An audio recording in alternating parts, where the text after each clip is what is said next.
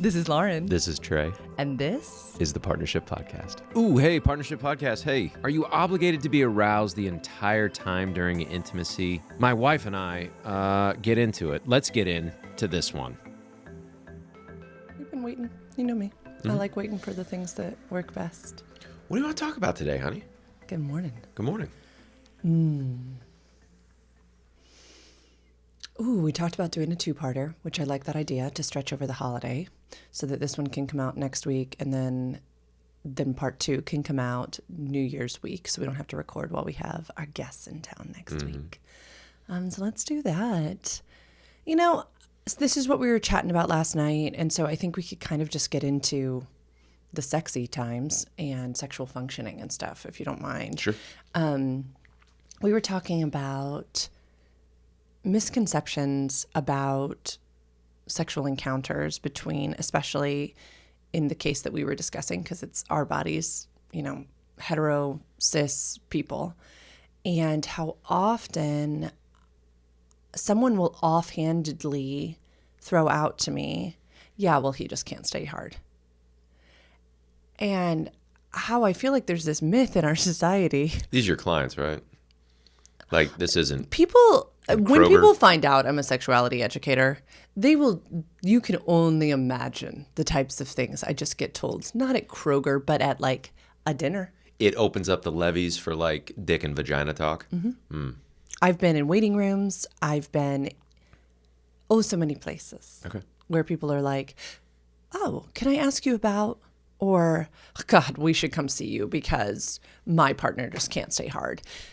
You know, what's interesting to me, Dr. Laurie Mintz says this, that like equal sex, egalitarian sex is prioritizing the pleasure of the clitoris, like learning about the clitoris and learning how to please a woman with a vulva, and also not like shitting on the penis. And our culture does not do a good job of celebrating, I don't know, penis sizes in all varieties, celebrating an erection coming and going. So anyway, I thought we could talk about some of this stuff. Let's get into I don't know, dicks. you have a penis and you like to talk about it. Let's do dick talk. Happy holidays, everybody. Happy holidays. Jingle bells. There's got to be so many more jokes in there. Yeah, go ahead, babe. Well, you and I just kind of got casually chatting about this because we've had, I don't know, a little bit of sex. You want to talk about our sexual activity over the past week? Holy shit. This is what happens when you're happy and then you got a happy partner and communication's good. And then say, if you've chosen a woman, what they do is they ovulate. Right after the period, the menstruation, then the ovulation comes. And guys, horny. These women are horny as hell. So we've just been having sex. What did you say? You texted me yesterday, and I read half of it, where it's like, I'm ovulating, and you're actually saying, like, hey, I'm having, like, pain. Yeah, it's called middle schmerts. Middle schmerts, and I need to come home and take a bath, but I just read the ovulation part. I'm like, God bless. I don't know if I can fuck this woman anymore. I was like, all right. I rolled my eyes. I was like, okay. Did you really? Time to get back to work, Trey. Yeah, because like one of my kinks is, being a service provider. Yeah, being a sexual service provider. Where it's like, hey, clock in, get over there. Which you've been doing a lot of recently. Thank you. You want to thank me for my service? Thank you for your service, morning, noon, and night, honey. So yeah, we've been a lot of open-hearted conversation, a lot of really good food, a lot of like really intentional rest right now.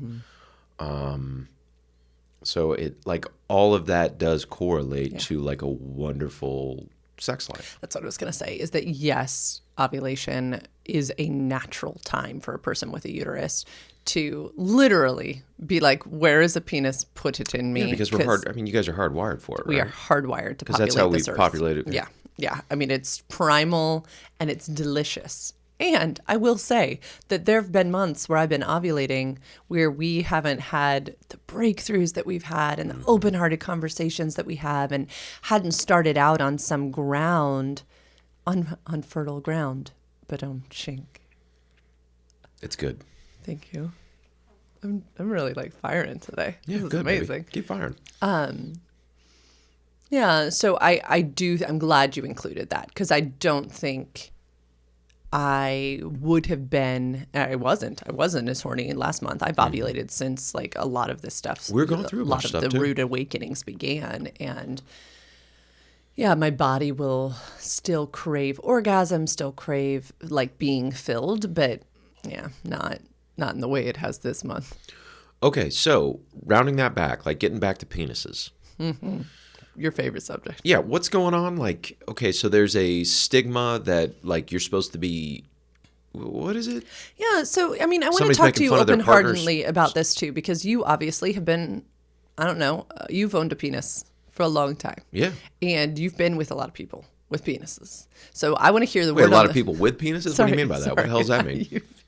You have friends who also have penises. So I want to hear a little bit of like word on the street too. Maybe people just don't talk about this. Can you give me Word around the campfire? Yeah, like if I was to come up to you on the street with Sure. a microphone Yeah. and say things. Okay, so I don't know, we can start with this. You and I have sex sometimes for a very long time.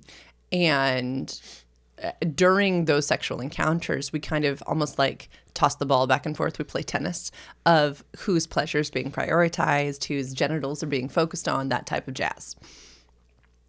In these long sexual encounters that are not like a quickie, right? Or like just carnal and everybody's getting their orgasm, when we're prioritizing pleasure, not necessarily performance, do you feel comfortable talking about what happens to the erection in your body during this time? Sure. And yeah, go ahead. First Okay, question. like you and me, yeah, I'm hard, like 99% of the time.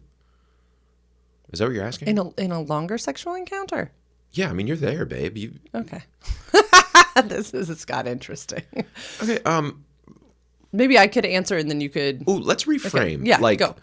what do you want to talk about? Like what causes high levels of attraction, and then what can diminish attraction, therefore diminish like an erection?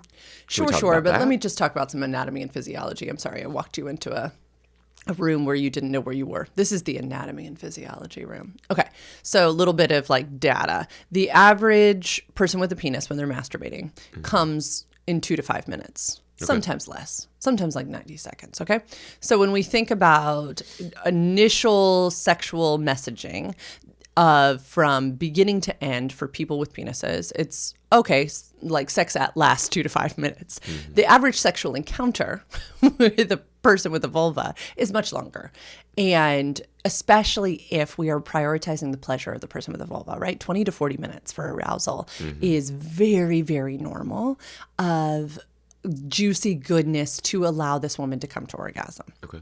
So given that those factual, like the gap, 2 to 5 minutes, 20 to 40 minutes, it is very normal for the state of the erection to kind of like get softer and get harder. So normal to go from like rock hard to softer to even flaccid. If, for instance, somebody was giving oral sex for 10, 15, 20 minutes, totally normal for the erection to completely go away if they are truly serving and giving attention to the clitoris and the person with the vulva. Oh, got it. Where it's not just penetrative intercourse. Yes. It is It like is the all dance. kinds of things. It's the dance. Yes. Great. Even I would say in penetrative intercourse, when a woman is on top, for instance, and she is using circular hip motions and grinding, and my favorite Betty Dodson rock and roll technique, and all of these things, when the pleasure is her pleasure is the like focus, then also normal for the erection to fade in strength and then come back in strength. Okay.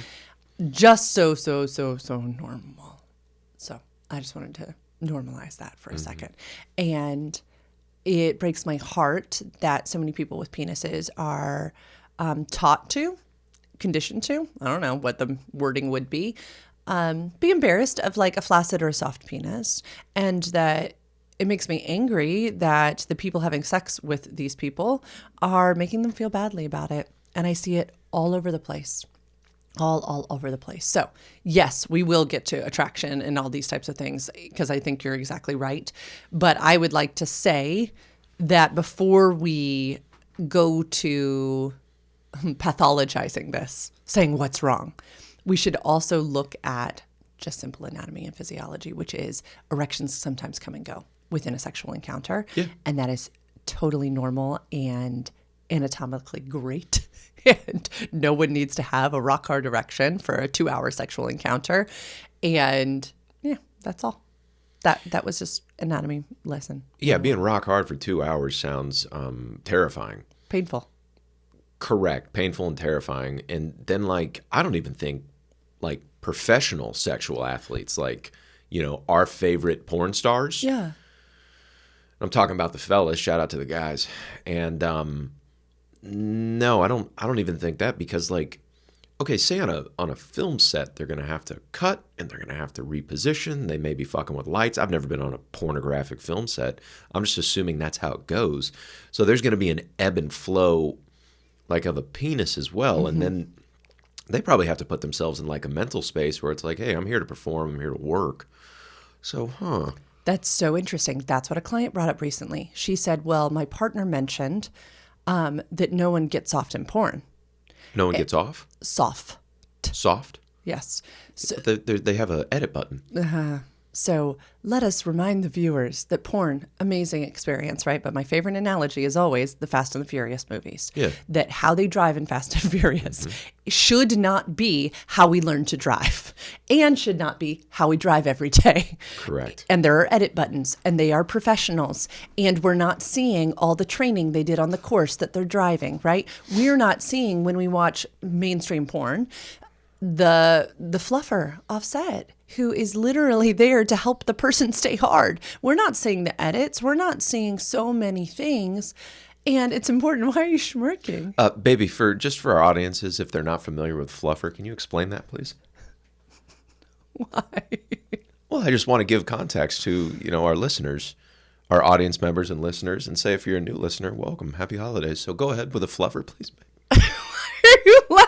I'm not laughing. I just would love to. I'd love a definition from a sexuality educator on what a fluffer is. Okay, well, now you've made me nervous that I'm going to... So, quick shout out to the audience. Okay, want to know a funny thing about Lauren is that before she was a sexuality educator, she was this ignorant little homeschooler who would get teased for my lack of knowledge about sexuality. So sometimes when I hear things like this, I'm like, oh shit, did I say the really wrong thing? No, so as far as I know, fact check me on this in the edit, babe. The definition of a fluffer on a porn set is someone who is responsible for getting this person aroused. So if it's a person with a penis, and they are going to be penetrating, we are working to get them hard. So we're stimulating, we're doing all of anything that they would like that has been consensually agreed and usually contractually written. Offset.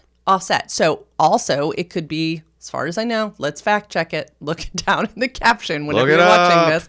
Also, if you were preparing for anal sex, same type of stuff. We're stretching. We're getting the muscles ready. We are preparing the body. If you're a person with a vulva and you're going to be fisted or something, we are preparing your vulva because vaginas can open and expand. So the fluffer's job is literally to to help the person with the body prepare for the porn that they're about to film. And that's not okay, so I always just imagined I've heard about fluffers. I don't know what the fuck I'm talking about. They still use fluffers? Okay, let's put it this way. As a sexuality educator, there are many, many sexuality conferences that we can go to that also have like post-conference playrooms and sex dungeons and all these things that you can experiment in and explore in very consensual ways. And when you are signing up to go to these things, you can sign up for the role of fluffer. Okay. It's like you don't want to play in the scene per se. You maybe want to watch and be there, but what you would like to do, what you truly love to do is help someone prepare for the scene. And you want to gently help them. If, for instance, you're expanding orifices, if you want to help them get hard, you would be preparing this. Why are you making this face? And now I feel so embarrassed. Pardon me. I make faces. It's nothing you're doing. I've never thought, I've watched a lot of porn and I've never really thought about what happens behind the scenes. So this is me processing. Yeah. Ooh, tell us in real time you're processing. No, it's just like, I am fascinated. Yeah. Well, okay, imagine like a person that answers the phones, like say at a cubicle. and they have one of those things, like one of those mics on their thing, and then they just spin their chair to the right, and I don't know, they're jerking dicks and fingering. That's what I imagine, like someone dressed in office-appropriate attire. This is fascinating to me because, my love, you've been on many film sets. Yeah, but hey, and you've never thought about film this? sets. I know, but think about the crew. Penis and pants film sets. How many thousands, I would argue, hundreds of people are off camera on a film set? Tell the audience, or tell me. I mean, probably 100. Yeah. Like on a big boy film set, like $100 million film set. Trey's been on a lot of film sets. Yeah. We were actually talking about this other day that child actor. that I was a failed child actor. He's done stand-in work and extra work and failed adult actor too. I peaked at 12. He's done a lot of films, a lot of them, and has been on a lot of lots and in studios and stuff like that.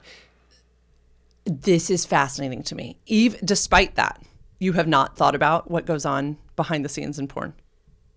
I mean, I imagine it's probably very similar. Okay, I always thought like, hey, it's a guy's job to get himself hard before a scene. It's a woman's job to make sure that she's. I never thought that there was. I know the concept of a fluffer. I know we're getting way off track. No, this is I know the concept of a fluffer. I've just never really like internalized it in my imagination. Yeah. No, I mean, I will look it up and I will talk to some like. Oh, I got to look it up too and legit. probably masturbate to it. Edit that out. The point of the story was. This is disgusting. No, this is actually so helpful, hun. I am so glad we got on this. Because what do people call it? Movie magic, right? Mm-hmm. Why? We've got to realize that there is magic being done behind the scenes in porn. Like there just is, unless you're watching like Ersties, one of our favorite things, right? Which I could be, but I really think that Ersties works to show you the consensual conversations that go on, the ways people allow arousal to be present or not present. Mm-hmm. But in most of the porn that was accessible to most people for the longest of times, fluffers existed offset. I'm going to sneeze. Sorry. Bless you. I got a little too fluffy under my nose. This is so gross. Okay, great. Why? It's just 20 minutes of dick talk. It's so funny. I'm highly uncomfortable. Yeah, why? Can we push into this? Sure. Is that okay with you? I love making you uncomfortable when you're stuck in a chair. I think I am fascinated by your discomfort. Because we don't often find it when you and I are talking about sexual matters. Let's just be clear. We're usually pretty comfortable talking about sexy times. Yeah. I think that what you're feeling in your body right now is what most people who talk to me about sex feel in their body, is this kind of discomfort. They're like, what? No. Mm-hmm. Right? Like I'm like breaking down something that they've just always believed about sex. And they're like, no. And it's almost disheartening a little bit. Like, like when you find out Santa's not real. Mm-hmm. That's the face you have right now a little bit. Okay. Yeah. Of like, oh, bummer. Yeah. I don't want to take away people's. We know that I actually don't think that porn is the devil. I don't at all. I think that we harm our real life sexual experiences when we compare our sexual experiences to those in porn. Yes, those are sexual athletes. Right. Those people train their bodies to have sex on camera for money. And they have an entire film crew and fluffers. Sometimes and probably 50 people watching them have sex, which is wild. Filming them from better angles. Correct. Right? Cut, reset, do this. Yeah. It's a job. That's all I'd like us to know. Cool. Do I want anyone to stop watching movies or stop watching Fast and the Furious? Hell no. It's so much fun. Like, it's so much fun. Do I want us to compare our driving in little town America to the drivers in Fast and the Furious? No. So you've had guys in the past say like, hey, those guys are hard. Like porn stars are hard. I've had the them entire say time. it, and I've had their female partners say it. Okay. Which Stinks. is I just need us to comprehend. Also, some of the porn that we see is also super short too, or just, which is kind of what we were saying earlier. You were like, oh, I thought we were talking about just penetrative intercourse. It's another thing if your entire sexual counter is, it's going to be a little graphic. No, I'll just say phallic centered. If your entire sexual encounter, and we'll have some like this, which are delightful, right? Where I'm like, baby, this is for you. Like, Yeah, I true. want you to do this, right? Yeah. Like, put me in positions that feel great for you. Well, then it should be. Like, that should be delicious and wonderful. And yeah, if you get to stay hard for all of that, hooray, right? Because it's you centered. I'm not saying that there shouldn't be sexual encounters that are like solely about one, either the penis or the vulva. Personal question. Like, say in our sexual times together, when I get softer, what's going on in your mind? Me, so thankful that I have education that says this isn't about me. Because so often where people's minds will go are, does he not find me attractive? Does he not want to be here? Am I boring him? Am I taking too long? Am I, do I smell? Is he not having fun? Is he wishing he was somewhere else? So many thoughts. And they will start to come. They will start to come. You know what I usually do instead, though? I don't know if you do know this. Because you know we asked this, but I don't know if you know when I'm asking it. I'll usually use our line, are you comfy? Yeah. And it's just like a check-in. Like, are you happy with this position that we're in? Yeah. And I'll have to fight thoughts in my mind that are, you should stop chasing your pleasure because, he's bored. I will have to go. My mind starts to go there. It does. Full transparency. But not usually about you. Not usually critical of you. No, it's usually self-criticism. Shocker. Yeah. You tell me in our sexual encounters when, like, you're not as hard as we started out or something like that. Do you have any self-criticism or anything? The 2 times I can think of, it was like upset tummy. And I was literally trying to power through so you could like chase your pleasure and get your orgasm. And then you could feel that.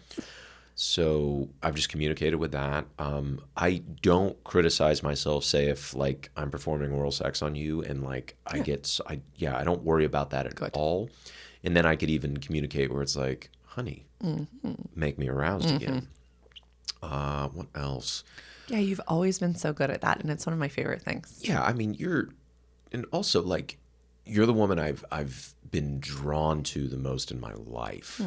Where it's like, I know that because your stink, like your BO, is very attractive to me. Like your natural odor, like really excites me. I've been in other like sexual encounters where I'm not sure if I was like really wanted to be there, or if hygiene wasn't on point.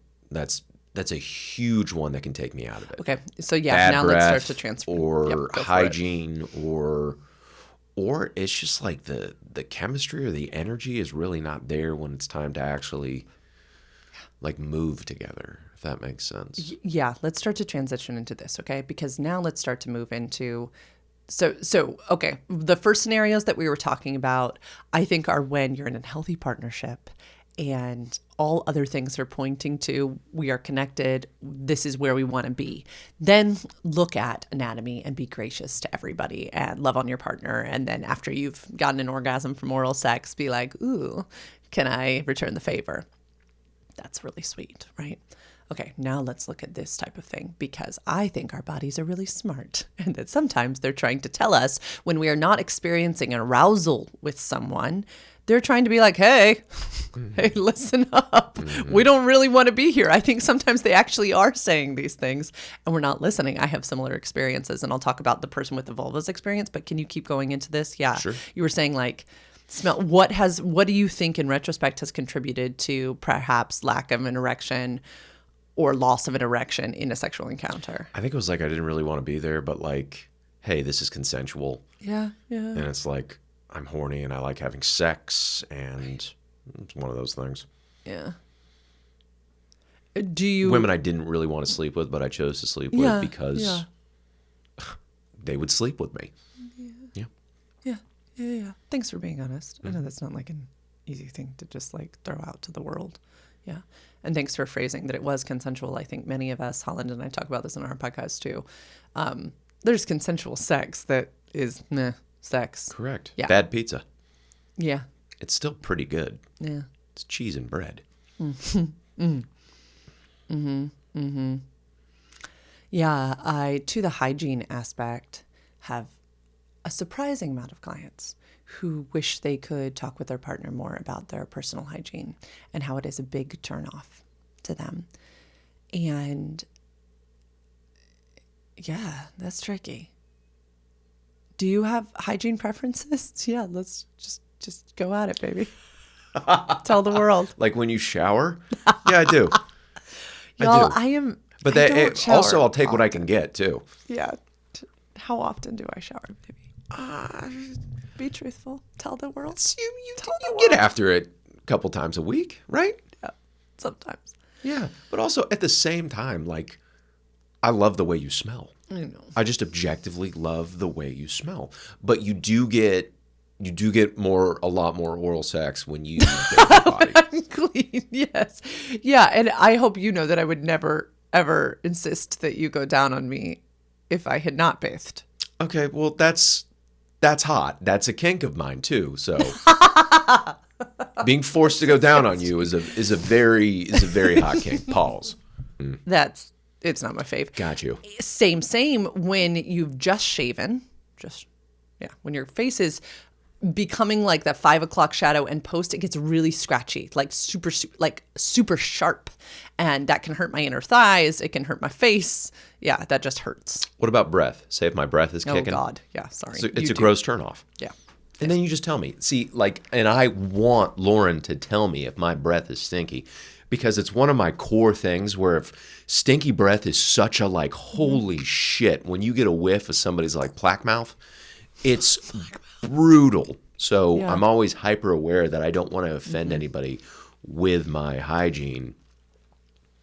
Yeah, that's like super important to me. So I always want Lauren to like, instead of like sacrifice through, if I got stink breath, tell me and I'll go brush my teeth. Not a big deal. Baby, is there anything I've ever done that you feel from an emotional, relational perspective has contributed to lack of arousal? Like a soft peen. Yeah. And that is only one piece of arousal. Oh, but like a hurt, like an yeah. ouch. I'm sure there has. There's nothing I can think of offhand, but I'm sure something's been like, oh, where it kind of hurt my feelings, and then, yeah, if my feelings get hurt, my penis isn't going up. Oh, why? From your standpoint, like why from your thoughts? Because you're not writing me checks for like $1,200 to $2,000 to perform sex. Right. You are not. You can hurt my feelings all day, but I need the check to go through. And if you're not picking up on his joke, what Trey's saying is that we don't have a transactional sexual relationship, okay? Not yet. We are committed to each other, body, mind, and soul. And Trey has no requirement to have sex with me if I am being crotchety, mean, unkind, unloving. No. No. Correct. Two-way street also. Or if I'm being a real motherfucker, like, yeah, you don't have to drop trow. See, there would be a reference that I have no idea what that means. Drop your pants. Drop trout? Like trousers? Yeah, I think. I don't know. So, yeah, it's a two-way street there where, yeah, I had to have. Have I ever done something? Yeah. We've been together, 5 years now, 4 years? I've had to have done something or said something that's taken you out of like a sexual mood. Yeah. Where it's like, oh, I thought it was sexy time, and now this stinks. Yeah, criticism. Yes. In that season where we went through criticism, what happens is one form of criticism leads me to thinking, oh, is he also being critical of fill in the blank, right? Does he also think my body is not desirable? Is he also critiquing this, that, or the other thing? Yeah. Yeah. Leads me to feeling like self-conscious, like, oh, maybe I should be more critical instead of being in what I know you adore, which is loving my body at every shape and size and strength and blah, blah, blah. Like, I think one of the misconceptions, speaking of arousal and stuff too, is that, we all need to be these white, thin, able-bodied porn stars instead of just feeling so confident in our own skin. Like, that is the most attractive thing for anyone, right? Somebody was telling me about this great show in the UK, which I've got to watch. It's called, where like these people are increasingly more naked and somebody is choosing them. And what was so healing for them to watch on the show was that the person choosing wasn't choosing the thinnest, most fit person. They were choosing the person that like felt most comfortable in their body, right? That was like obviously having fun up there in their nakedness, because that's so delicious and delightful to play with, is somebody who feels so good in their body, wants sexual pleasure, wants to give sexual pleasure, is not like afraid to like be seen. Sure. And yeah, when criticism has come at me for various reasons that we have shared on this podcast, go back and listen. I've thought, oh no, should I be more critical of self? And it makes me want to hide, which makes things dry up. Yes. Yeah. Yeah. Yeah.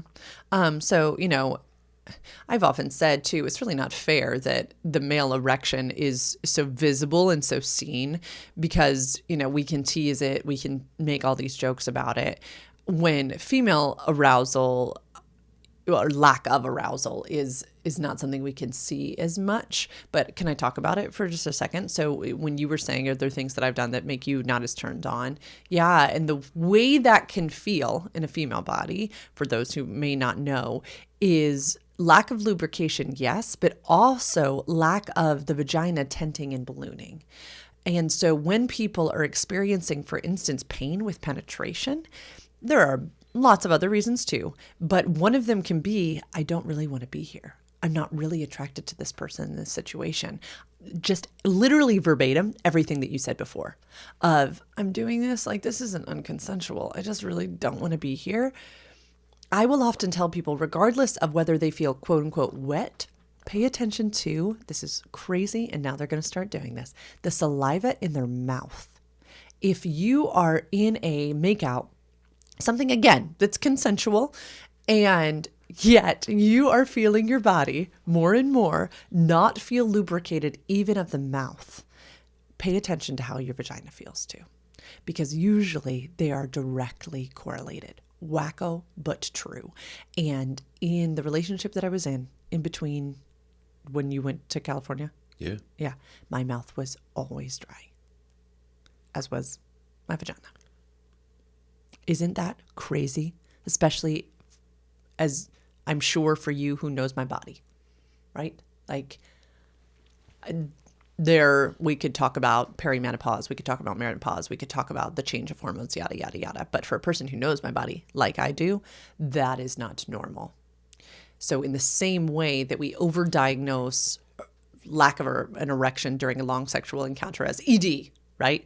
We will also label women with like arousal issues or lack of lubrication, and we will tell them to do all these things when I'm like, could we just for a second look at maybe she doesn't want to be partnered sexually to the person she's having sex with, or she's fucking stressed, yeah, or it's like it's turned into an obligation, yeah, or she doesn't have any time to take care of herself, and then maybe her partner isn't taking care of themselves. Yeah, a lot of this shit's mental. Isn't it crazy? Mm-hmm.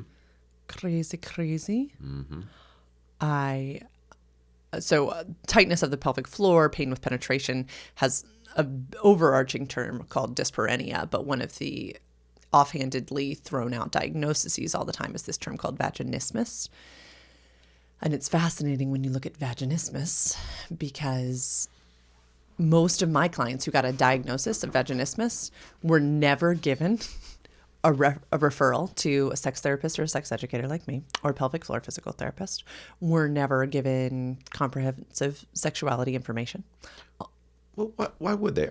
Haven't they been doing it the same way for 50 years? Just breaks my heart. Well, it's all billable. Isn't it all about being billable now? Yeah. Which isn't really a random happy thing, but FSAs and HSAs, we're able to start. People are starting to submit and getting reimbursed for that. So speaking of billable, like that's so you can be billable really cool. Now? I can. Be billable. I take it back immediately. I'm not. It's not in the same way. Not in the same way. But I am thankful. I am thankful for things like Things are progressing HSAs and FSAs where people can choose to put their money towards their own health and well-being where they feel it's really helpful, such as, I don't know, comprehensive sexuality education that teaches them that, yes, so much of this is mental, that no, their vaginas didn't want to let something in because that was dangerous. And, right? Like, fucking rocks. yeah, so it's cool. So anyway, Baby, do you want to do this? Do you want to say goodbye to the cameras? We can keep rolling, and then we can change subjects. Ooh, this is like your teaser. This is the end of part 1. Goodbye. Merry Christmas. Will this come out? Yeah, this will come out before Christmas. So Merry Christmas to you. Happy holidays, too. Happy holidays. Yeah. If you don't fuck with Christmas. Yeah, thank you. We'll see you next week. Remember, these are opinions. Hopefully this is helpful. I hope you're listening to this while like your family is all around you or you're at home at your parents' house. Please don't listen to this with children. Keep your ears in. I hope you have your headphones in or on and that you're listening to this. Oh, yeah. No, we should also talk about the fact that if you're with your family and you're trying to get the sexy times, maybe we'll talk about this next week. A thing that can deter... next week? You mean in 30 seconds? Sorry, my bad. A thing that can deter arousal is things like the presence of, I don't know, your parents in the room next door. Ew. If you're at home for Christmas. Yes. So if you're having trouble getting an erection, block your mom's phone Listen to number. the next episode. Remember, these are our opinions and just that. We encourage you to look up things like, I don't know, Fluffer. Do some research on your own. Send your kids out into the forest. Make your own informed decisions. If you ever need to get in touch with me, you go to sexedforyou.com/free consult to talk about more of these things. See you next week. Bye.